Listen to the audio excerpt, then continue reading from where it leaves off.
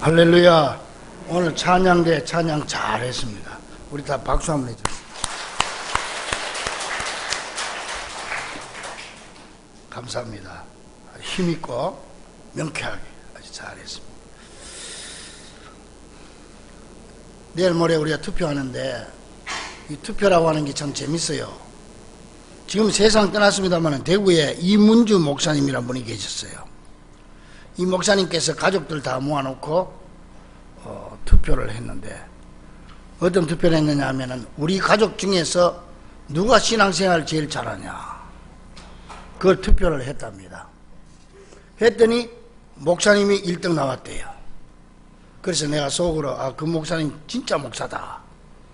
이 목사가 가족들한테 인정받기가 참 어렵거든. 그래서 내가 한번 생각해 봤어. 나도 한번 해볼까.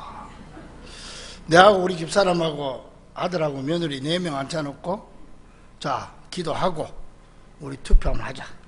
누가 1등이냐. 그러면 내가 가만히 통밥을 재보니까 우리 며느리는 확실히 날 찍어줄 것 같아. 근데 영락이요 또 내가 일단 모르겠고 저 사람 분명히 나는 안 찍을 것 같고 그래도 내가 표 계산해보니까 내가 1등을 할 것 같아요. 왜냐하면 내가 나를 찍어버리거든. 나는 그 뭐 벌써 2표 되니까. 제 친구 목사님 중에 하나가요 장래 신학대학 처음 들어가가지고 기숙사 갔는데 한 방에 2이씩 배정시켜 주더라는 거예요. 근데 이제 방송에 어나운싱이 나오기를 방장을 뽑아서 명단을 올리시오. 그러니까 2이서 이제 방장을 뽑는데 그래도 민주적인 방법으로 한다고 2이서 투표하자. 그래가지고 마주 앉아서 2이서 투표를 비밀 무기명 투표로 투표를 했는데 우리 친구 목사가 압도적으로 당선이 되어버렸어. 왜? 2표. 그러니까는 이 친구는 자기 이름을 자기가 쓴 거야. 이 사람도 날 쓰고 그래가 2대0으로 이겨버렸어. 지금도 만나면 그래 이 사람이 자기 이름 자기 쓴 사람이라고 그렇게 놀리죠. 그랬더니 이 친구가 자기는 진짜 그때 순수한 마음으로 진짜 내가 기숙사를 위해서 봉사해 보려고 그랬다. 그런 얘기가 있습니다. 재밌죠? 한번 따라 합시다. 투표에 빠지지 맙시다. 그래요. 우리 기독교는요 누가 뭐라 그래도 애국의 종교입니다. 우리 믿음의 모든 선진들은 다 애국자입니다. 근데 그 중에서도 특출한 애국자가 있는데 오늘 본문에 나오는 느헤미야입니다. 이 느헤미야는 허물어진 조국을 건설하는데 직접 헌신한 뛰어난 사람입니다. 이 느헤미야는 바벨론의 포로로 끌려갔어요. 그런데 포로 신세였지만은 이 바벨론이 또 바사 제국의 점령이 돼버려. 그러니까 바사는 여러분 역사책이 페르시아 제국이야. 이 바벨론이 페르시아의 점령을 당하니까 바벨론 포로로 있다가 페르시아의 포로가 또 돼버린 거야. 근데 거기서 높이 등용이 돼가지고 거기서 아주 고위직을 직분을 감당을 했습니다. 근데 한 번은 자기 친척발이 되는 하나니하고 한 2사람이 예루살렘 고향에서 왔다는 소식을 듣고 불러가지고 그 지금 고향 우리 내 조국의 소식이 어떠냐 물어봤어요. 물어봤더니 지금 내 조국 그리고 예루살렘은 말이 아니다는 거야. 이 소리를 듣고 마음이 슬퍼서 울면서 금식하고 기도하던 중에 왕의 허락을 받아가지고 스룹바벨과 함께 예루살렘 총독으로 부임하게 됩니다. 그래서 예루살렘으로 돌아와서 허물어진 성벽을 다 재건하고 이리저리 흩어져 왜냐하면 포로로 끌려 안 끌려가려고 도망가고 산으로 들로 다 뿔뿔이 흩어졌잖아. 이 사람을 다 끌어 모아가지고 유다 백성 중에 10분의 1을 예루살렘 성 안으로 이주시켜서 도성 안에서 살도록 했고 나중에 에스라와 함께 제2의 종교개혁을 감행해서 타락한 종교인들과 백성들의 신앙을 회복시킨 위대한 애국자입니다. 오늘 우리 함께 기억할 것은 내일 모레 12일 북미 정상회담과 6.13 지방선거를 앞둔 시점에서 이 느헤미야를 통해서 나라와 민족을 사랑하는 진정한 애국 성도가 가져야 할 신앙 자세에 대해서 기억하면서 함께 은혜 나누겠습니다. 먼저 느헤미야는 조국에 대해서 아주 깊은 관심을 가졌던 사람입니다. 여러분, 관심이 바로 사랑입니다. 관심이 바로 애국입니다. 여러분, 지방선거에 대해서 관심을 가지세요. 북미 정상회담에 관심을 가져야 됩니다. 관심이 사랑입니다. 여러분들이 이 교회에 관심을 가져야 됩니다. 우리 교회 건축에 관심을 가지는 것입니다. 이 느헤미야는 조국에 대해서 자기는 지금은 살만해. 충분히 자기 혼자는 떵떵거리고 살 수 있어요. 왜냐하면 이 바벨론의 파사 제국 페르시아의 아닥사스다 왕의 음식을 담당하는 고위직이었어요. 이 음식을 담당한다고 하는 건 음식이나 술을 이거는 왕이 직접 먹고 그때는 죽을 수도 있으니까 이걸 담당하는 관리였기 때문에 엄청 높은 왕의 측근에서 왕을 돕는 그런 고위직이었어요. 그러니까 어떻게 생각해보면 나 혼자 그렇게 살다가 죽으면 돼. 하나님 감사합니다. 내가 포로로 끌려왔지만은 날 이렇게 높여서 감사합니다. 그러면 끝나는 거예요. 그런데 거기에 머무르지 않고 느헤미야는 항상 자기 처지보다 조국을 생각하고 예루살렘을 생각했어. 그러던 차에 예루살렘의 비참한 소식을 듣게 됩니다. 2절에 보니까 내 형제들 가운데 하나인 하나니가 두어 사람과 함께 유다에서 내게 이르렀기로 내가 그 사로잡힘을 면하고 남아있는 유다와 예루살렘의 형편을 들은 적. 다시 말해 사로잡힘을 면했다는 것은 이 느헤미야처럼 포로로 끌려오지 않고 거기 어디 도망가든지 숨어가지고 거기 아직 살아남아있는 사람들, 이 사람들 소식을 물으니까 3절에 그들이 내게 이르되 사로잡힘을 면하고 남아있는 자들이 그 지방 거기에서 큰 환난을 당하고 능욕을 받으며 예루살렘 성은 허물어지고 성문들은 다 불탔다 하는지라. 한마디로 뭐 말이 아니라는 거죠. 이 소식을 들은 느헤미야는 4절에 보니까 이 말을 듣고 앉아서 울고 수일 동안 슬퍼하며 하늘의 하나님 앞에 금식하고 기도했다 그랬습니다. 울면서 수일 동안 금식하고 슬퍼했다. 여러분, 특히 선거철이 되면 나라를 사랑하는 사람 애국자들이 어떻게 그렇게 많은지 몰라. 어디에 숨어있다가 나왔는지 다들. 그런데 그 사람들 말을 우리가 다 믿고 싶지만 과연 이 느헤미야처럼 나라를 위해서 눈물 흘릴 사람은 과연 몇 사람이나 될까요?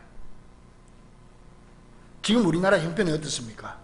1950년 6월 25일 6.25 전쟁이 나가지고 1953년 7월 27일 휴전협정 맺기까지 3년 1개월 동안 동족 간에 피비린내 나는 전쟁을 치른 후에 지금까지 총뿌리를 서로 맞대고 있는 거예요. 종전이 아니고 휴전 상태에 있는 거 아닙니까?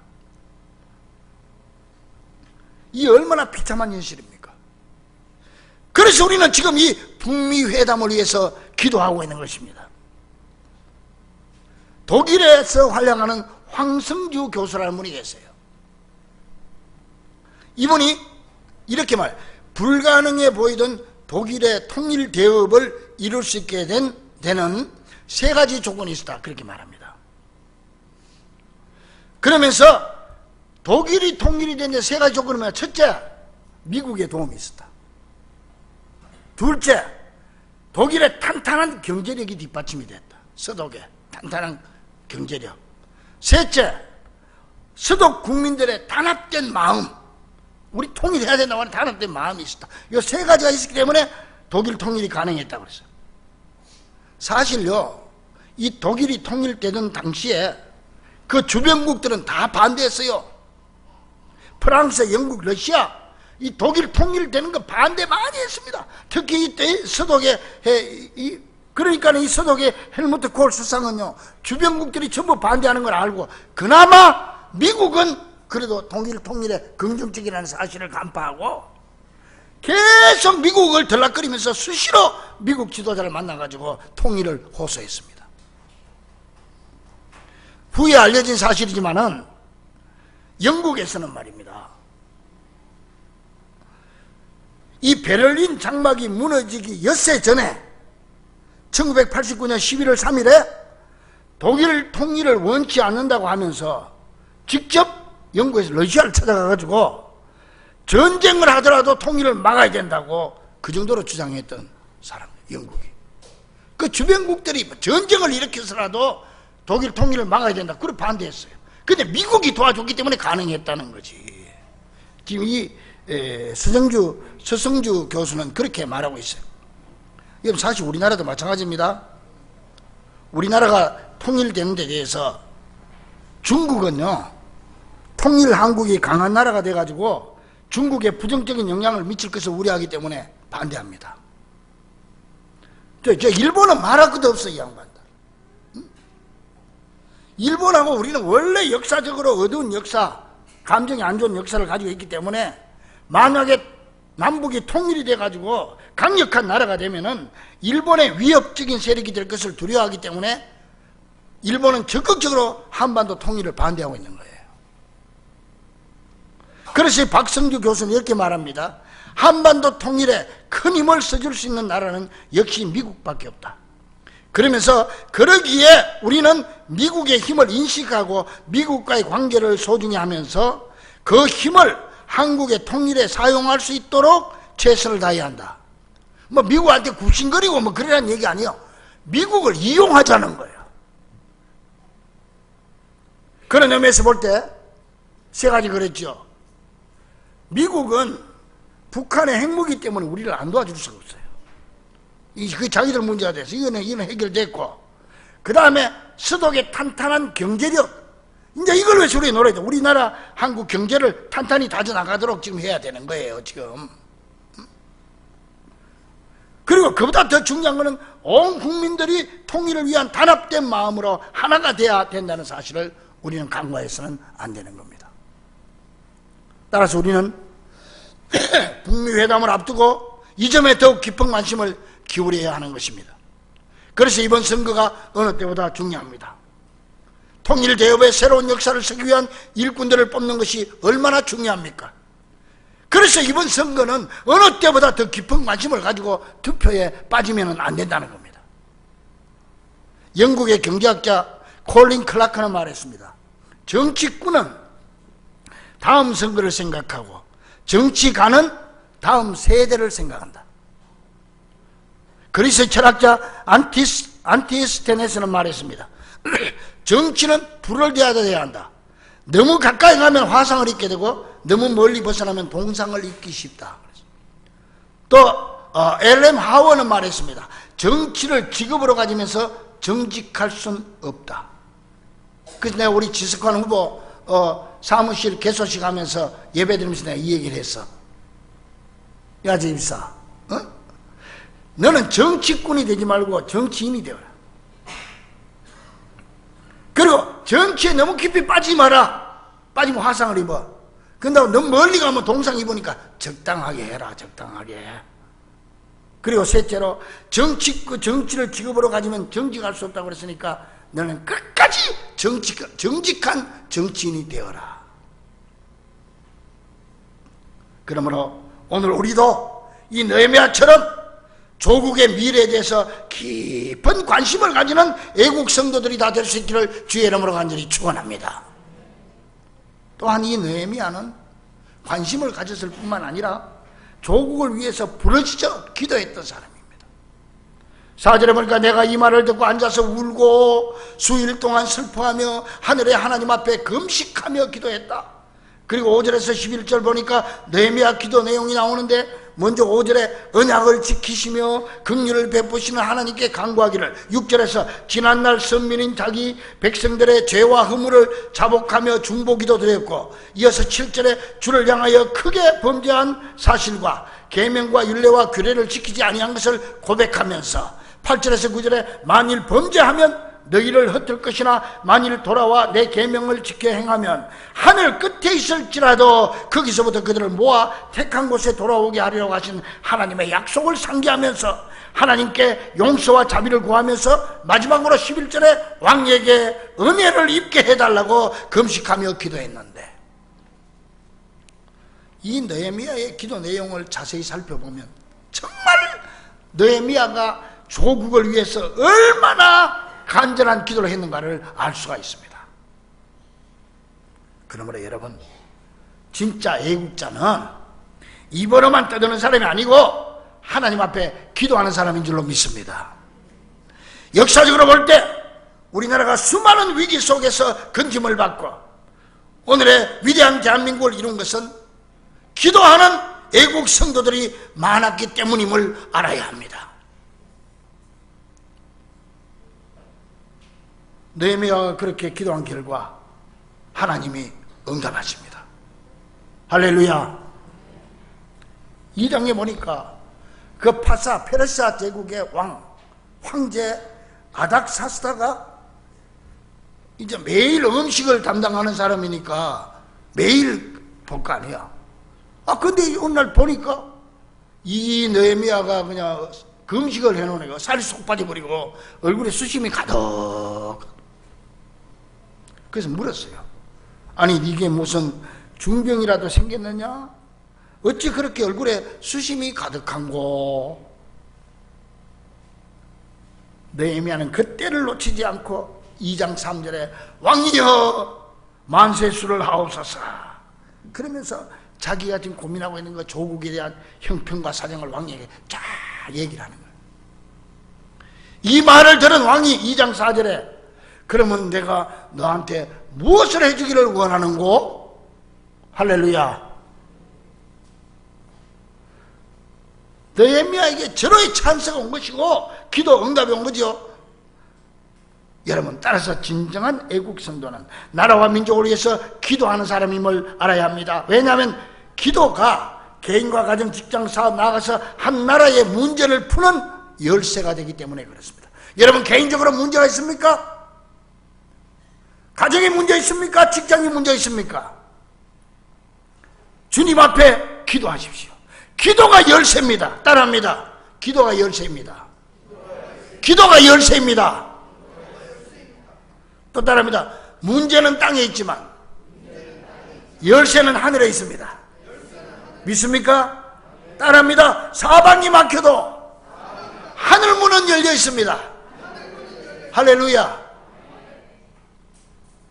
그러므로 국가적으로 이 중요한 시기에 느헤미야처럼 깊은 관심을 가지고 역사의 주관자 되시는 하나님 앞에 기도하는 애국 성도들이 될 수 있기를 주의 이름으로 간절히 축원합니다. 자, 느헤미야는 깊은 사랑으로 관심을 가졌고 금식하며 기도했어요. 그걸로 끝난 게 아닙니다. 몸소 실천하는 행동적인 애국자였습니다. 말로는 누구든지 애국할 수 있죠. 요새만큼 애국자가 많은 데가 어디 있습니까? 그리고 누구든 기도할 수까지는 있습니다. 그러나 더 중요한 것은 그걸 우리가 행동으로 실천하는 게 더 중요하다는 거예요. 수심이 가득한 예레미야에게 왕이 네가 무엇을 원하는고? 이 말을 들었을 때 느헤미야 가슴이 뛰었을 겁니다. 뛰었을 겁니다. 왜냐, 왕의 허락이 있어야 내가 뭐 가든지 뭘 하든지 할 거 아니에요. 금식하며 기도하자 하나님 이렇게 응답해 주셨습니다. 하나님의 응답임을 깨닫게 돼요. 그 이유가 2장 4절에 보니까 왕이 내게 이르시되 그러면 네가 무엇을 원하느냐 하시기로 내가 곧 하늘의 하나님께 묵도하고. 무슨 말이에요? 아이고 그래요 아멘입니다 뭐 이렇게 호들갑 떨지 않았어. 하나님의 응답이구나. 그는 그 자리에서 하나님 앞에 묵도해서 주여 믿습니다. 묵도했다는 말은 기도했다는 말이에요. 그러고 나서 5절에 왕에게 아뢰되 왕이 만일 좋게 여기시고 종이 왕의 목전에서 은혜를 얻어사오면 나를 유다 땅 나의 조상들의 묘실이 있는 성읍에 보내어 그 성을 건축하게 하옵소서. 이 간청을 들은 왕은 두 말 없이 그렇게 할지어다. 할렐루야. 그래서 느헤미야는 유다 총독으로 임명을 받아가지고 왕이 내린 조서를 가지고 조국 예루살렘으로 돌아옵니다. 그리고 수많은 모함과 방해가 있었음에도 불구하고 52일 만에 성곽을 완성하고 드디어 낙성식을 거행하게 됩니다. 그리고 느헤미야는 유다 총독으로 임명을 받아 12년 동안 백성들을 위하여 헌신하며 일하다가 12년 후에 다시 페르시아로 돌아가서 왕으로부터 제가를 받은 다음 또다시 예루살렘으로 돌아와서 대대적인 개혁운동을 추진했습니다. 근데 그 개혁운동 내용을 보면은 세 가지입니다. 네 가지. 첫째는 더럽혀진 성전을 정결케 하고 과거 청산 차원에서 예루살렘 성의 재건을 반대하고 모함하던 도비아를 추방했어요. 과거 청산을 먼저 했어요. 여러분 보세요. 그렇게 기도하고 그 백성들이 원하던 예루살렘 성과 성전 허물어진 거, 그거 정축하고 그거 건축하고 그거 고치는데 반대할 일이 뭐가 있어요? 우리가 생각할 때 반대할 일이 전혀 없는 거예요. 그런데도 반대자가 있었어. 심지어는 느헤미야를 모함해서 반대하는 사람이 있었어. 여러분, 이걸 우리가 알아야 됩니다. 이게 영의 세계입니다. 우리가 아무리 좋은 목적을 가지고 하나님의 뜻대로 한다고 할지라도 여기에는 힘들 수도 있고 반대자가 있을 수도 있어. 왜냐하면 이 세상은 천국이 아니에요. 성령님과 악한 사탄의 영이 대결하는 전투장이기 때문에 항상 반대자가 있을 수 있고 모함하는 사람이 있을 수가 있다는 걸 알아요. 거기 흔들리면 안 돼. 우리 하나님의 성전을 건축하는 것도 마찬가지고 여러분 개인의 사업도 마찬가지고 가정도 마찬가지예요. 이거 분명히 하나님의 뜻인데 이거 내가 좋으려고 하나님 분명히 하나님 위해서 하는 건데 그러나 거기에 어려움이 있을 수가 있다는 거예요. 그래서 이 느헤미야는 첫 번째 개혁이 뭐냐? 과거 청산하는 거예요. 그 앞장서선 도비아를 추방하는 거예요. 둘째로 모든 백성들로 회개하고 하나님께로 돌아오게 했고, 셋째로 11조를 철저히 드리게 했고, 넷째는 안식일에는 아예 성문을 닫아서 장사를 하지 못하게 하므로 안식일을 철저하게 지키게 했던 것입니다. 사랑하는 여러분, 느헤미야는 말로만 애국한 게 아닙니다. 모든 위험과 죽음까지 무릅쓰고 조국의 재건을 위하여 헌신하며 개인의 부귀 영화를 거절하고 오직 기도하고 행동하는 애국자였던 것입니다. 이제 내일 모레 우리나라의 운명을 좌우할 북미 정상회담과 지방선거를 앞두고 이 느헤미야의 애국심을 본받는 귀한 성도들이 되기를 간절히 바랍니다. 우리는 한다면 하는 민족 아닙니까? 세계 어느 민족보다 뛰어난 민족으로 온 세계가 우리 민족들을 인정하고 있어요. 그러므로 우리는 마음만 먹으면 뭐든지 못할 게 없는 민족이 우리 민족이요. 월남전에서 그 군인들이 가서 거기다가 씨를 뿌리고 애들 낳아놓고 그냥 와버렸어. 세계에서 군인들이, 우리나라 사람들도 많이 그래서. 그 지금 이제 그 우리 한국 피를 받은 애들을 골라가지고 이제 한국에서 도와주려고 운동을 하고 있잖아요. 근데 과원에 각 나라 애들 다 있는데 그 애들을 어떻게 찾아요? 그랬더니 안내위원이 걱정하지 마세요. 찾을 수 있습니다. 그 한국 애들 어떻게 찾느냐 그랬더니 가가지고 보고 얕든 빨빨거리고 돌아다니는 놈, 이리 뛰고 저리 뛰고 돌아다니고, 둘째로 이빨이 가지런하면 한국이라는 거예요. 그 가서 보면 이리 뛰고 저리 뛰고 얕든 빨빨거리고 돌아다니면 다 한국 애들이. 그 정도로 기상이 있는 민족이에요, 우리 민족. 실제로 몇 해 전에 미국에서 시카고에서 미국 내에 살고 있는 49개 소수민족을 대상으로 조사했는데요, 이 49개 소수민족 중에서 가장 빨리 성공적으로 정착하는 민족이 코리안이다, 그렇게 얘기했어요. 우리 민족들은 어느 민족들보다 총명하고 끈기 있는 근성을 가졌기 때문에 세계 어느 곳에 가서도 금방 뿌리를 내리고 적응해서 잘 산다는 거예요. 그래서 미국의 많은 소수민족들 가운데 적응력이 가장 뛰어나고 성공적으로 정착했다, 그렇게 조사가 나왔어요. 하여튼 봄, 여름, 가을, 겨울 있으니까 추운 나라도 가서 겨울 생각하면서 그저 삶은 적응하지. 여름 있으니까 더운 나라 가도 끄떡없어. 먹는 걸 또 얼마나 잘 못 먹는 게 없어. 뭐 풀뿌리, 뭐 나무 뿌리, 하여튼 뭐 겨자, 고춧가루, 뭐 개고기까지 먹으니까. 그러니까 적응 못할 게 하나도 없다는 거야. 그래서 정착률 1위라는 거야, 1위. 우리가 이렇게 좋은 민족입니다, 우리가. 할렐루야. 여러분, 지난 2014년 4월에 일본 니혼게이자이 신문에서요, 한국은 왜 강한가? 라고 하는 특집을 실었어요. 일본 사람들이. 저 사람들은 이제 일본은 어떻게 하든지 우리를 깎아내리려고 하는데, 그래서 이런 특집을 실었어. 한국이 왜 강한 나라인가? 여기서 한국이 강한 이유를 세 가지로 들고 있습니다. 첫째, 한국인 특유의 헝그리 정신, 헝그리 스피릿. 배고프. 옛날에 배고픈 거 살아봤기 때문에 어디 가도 배고프고 힘든 거 잘 찾는다는 거야, 우리가. 응? 둘째, 한국인들이 좁은 국내 시장을 극복하기 위해서 세계로 뻗어나가는 세계화 정신, 글로벌리즘, 세계화 정신.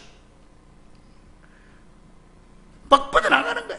그리고 셋째로 한국인들의 뛰어난 유연성, 빨리 적응하는, 어디 가나 잘 적응하는 적응력이 있다는 거예요. 이 세 가지가 한국이 이렇게 단시일 내에 강한 나라를 이루게 된 이유다. 그 일본 사람들이 그렇게 보고를 했어요. 사랑하는 우리 중부 가족들이요, 이렇게 우리 민족은 세계가 인정하는 나라인 것입니다.